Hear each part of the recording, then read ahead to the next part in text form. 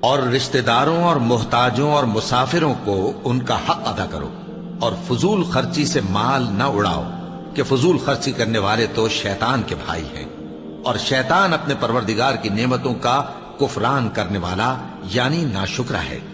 اور اگر تم اپنے پروردگار کی رحمت یعنی فراخ دستی کے انتظار میں جس کی تمہیں امید ہو ان مستحقین کی طرف توجہ نہ کر سکو تو ان سے نرمی سے بات کہہ دیا کرو،